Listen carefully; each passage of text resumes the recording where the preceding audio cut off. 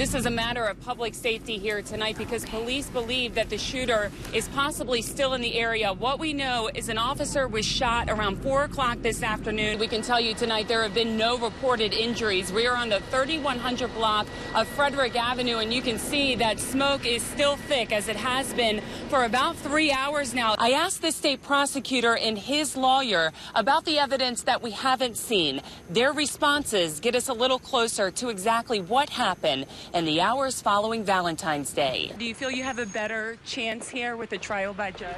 He was out in the crowd at Mandamin Mall on Monday as those riots started, and he spotted Toya Graham because she was wearing yellow, and then he noticed her emotion and his camera stuck with it. That's what we're taught in journalism school. You stick with it, you keep rolling, and look what he got. We're in Park Heights because this is where we caught up with Toya and her 16-year-old son, Michael. He was getting a haircut here because national media is all over this story, and tomorrow they will be on The View. They're actually heading to New York in just a few hours. Toya Graham, she's 42 years old. She has 6 kids. Michael is her only son, and again, he's 16 years old. He told his mom on Sunday night that his friends planned to riot. Now, Toya told him not to go, but Michael told me that he had a friend who was roughed up by police, so he felt like he needed to be there. Anything that crossed your mind that you shouldn't be physical with your son? Not at all.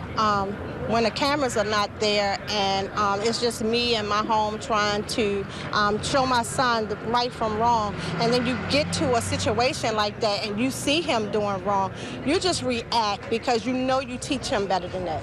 What were your friends saying to you? It was like a couple years ago, my homeboy got beat by the police, so I wanted to go down there with him, protest with him.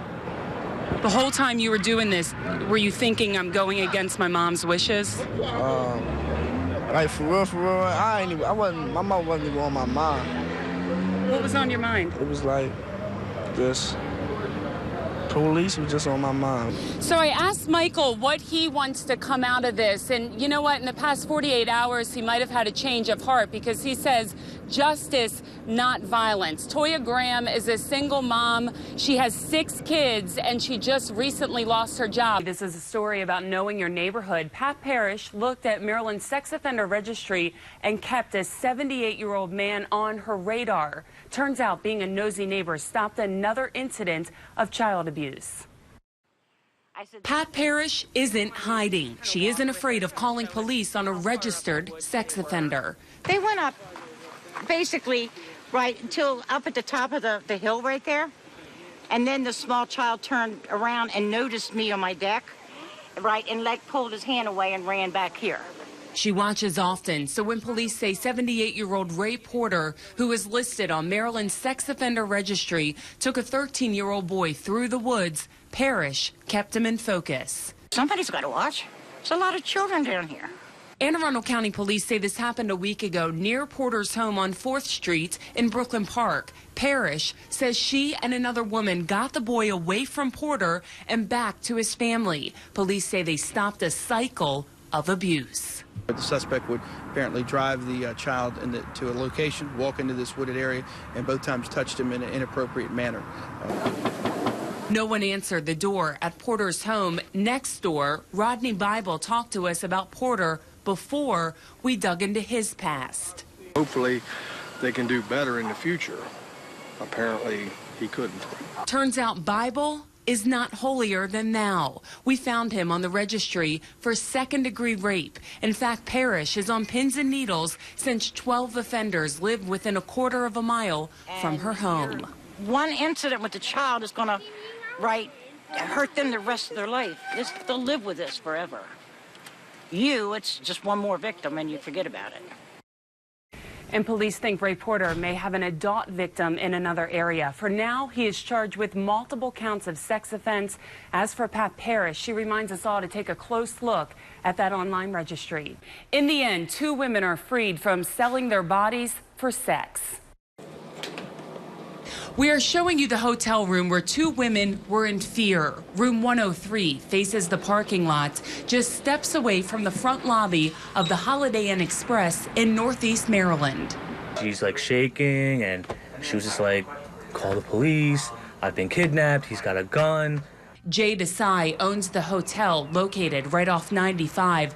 It's the first time a human trafficking case has come to light in one of the 71 rooms. Thursday afternoon around 1:30 seemed like a typical check-in. When he checked in, he went to his car, and then he brought the two girls in from our front desk, from the front doors, with luggage on the cart. Maryland State Police say he is an Allegheny County man, Jermaine Wiggins, also known as Prince and Mac Luxury. There's nothing luxurious about a jail cell where Wiggins is now held without bond. Investigators say earlier this week he met two women in Ohio. One later reported being raped. The women, ages 25 and 36, went from Pennsylvania to Virginia, agreeing to work as prostitutes at first. They told Wiggins no more. MSP says that's when they were kidnapped and brought to Cecil County. He implied that he had a firearm. He implied that if they attempted to leave him, that he would kill them. This door closed and one victim saw her break. It was minutes after check-in. She ran to the front desk when Wiggins ran out to the car. Desai locked her in a room behind the desk and slipped into the role of a stealth actor. And because he was suspicious after that, because he was walking with a mission, it looked like, because he was walking rather aggressively. And I was asking him questions like, do you need help with anything? Are you looking for someone? And he's like, yeah, I'm looking for a girl. It's like, have you seen her? And I was like, I haven't seen anybody. She stayed safe until police arrived. Wiggins tried to leave but was caught on hotel property. The quick-thinking owner saved two women from another night of torture. The girl has to be proactive about it. We can't, there's usually no signs about it. Like usually for prostitution, that they usually keep quiet. And this is Cecil County, but we've had a couple of these cases lately. I know you've covered a lot of them. Listen, we pulled some numbers from Maryland State Police today. There were 45 cases in 2011. Last year, for the whole year, there were 184 reported human trafficking cases. That's more than quadrupled. It's unbelievable. Part of that is because, as we know, we've done stories here on In Focus, is more people are being trained. So we're more in tune to some of the signs out there.